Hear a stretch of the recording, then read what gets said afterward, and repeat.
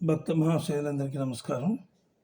జామి friends YouTube ఛానల్కి స్వాగతం. ఇంతకుముందు మనం రామాయణం ఎపిసోడ్లో దశరథ మహారాజుకి ఒక బెంగ పట్టుకుంది.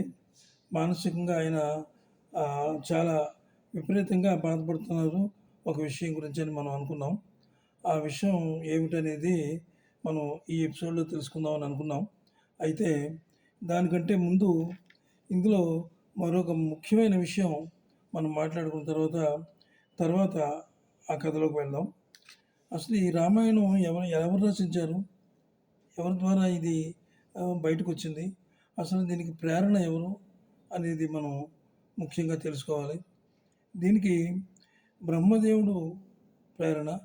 బ్రహ్మదేవుడు వాల్మీకి మహర్షిని పిలిచి ఆయనకు ఏం చెప్పారంటే, ఆయన ఆజ్ఞ మేరకే వాల్మీకి మహర్షి బ్రహ్మదేవుడి ఆజ్ఞ మేరకే బ్రహ్మ చెప్పిన విధంగా ఆయన అంత విపులంగా కంప్లీట్గా అంతా చెప్పారట వాల్మీకి మహర్షికి. ఆయన అనుగ్రహించారు. రామాయణ కథను కళ్ళకు కట్టినట్టుగా ఆయన అనుగ్రహించడంతో అప్పుడు వాల్మీకి మహర్షి అది అవగాహన చేసుకుని కంఠస్థం చేసుకుని ఆయన సరే మహానుభావ, నేను తప్పకుండా రాస్తాను అని చెప్పి ఆయన అన్నారట. అని బ్రహ్మ వాల్మీకి మహర్షితో ఈ విధంగా చెప్పారట, నువ్వు లోకాన్ని ఉద్ధరించేటటువంటి మహాకావ్యాన్ని వ్రాయాలి. అది అందరికీ ఆమోదయోగ్యంగా, అందరికీ కూడా ప్రజల మనసుల్లో నాటుకుపోవాలి, ప్రేమ అభిమానం అన్నీ కూడా అందులో ఉండాలి అని చెప్పి ఆజ్ఞాపించారట. అప్పుడు వాల్మీకి మహర్షి అంతకుముందే చెప్పి ఉన్నారు కదా, బ్రహ్మ ఈ కథ అంతా చెప్పారు. అప్పుడు బాలకాండం నుంచి యుద్ధకాండం వరకు అద్భుతంగా ఈ మహాభారత కావ్యాన్ని రాశారు.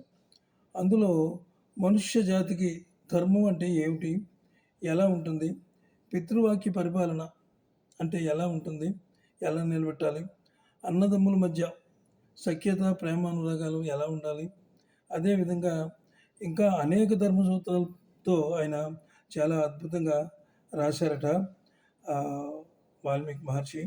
ఆ అద్భుతమైనటువంటి పుణ్యగ్రంథమే ఈనాడు మనకు రామాయణంగా వచ్చింది. దాన్నే మనం అందరం ఎంతో ప్రేమ అలాగే మహాభక్తి కావ్యంగా భావించి మనం నమస్కారం చేసుకుని పారాయణం చేసుకుంటున్నాం అందరమని.